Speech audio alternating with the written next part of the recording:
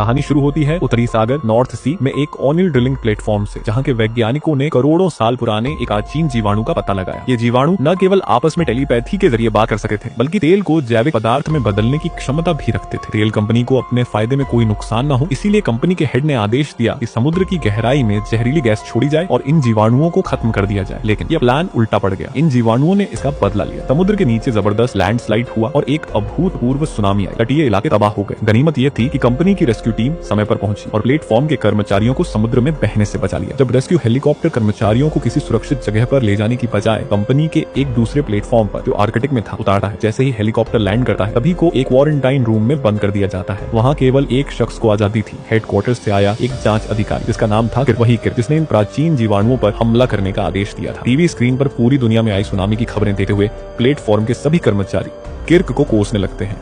खासकर team leader माग और उनके डिप्टी रोज ने उसे जमकर लताड़ा। माग और रोज हमेशा ये मानते थे कि इन प्राचीन जीवाणुओं के साथ शांतिपूर्ण तरीके से काम किया जाना चाहिए।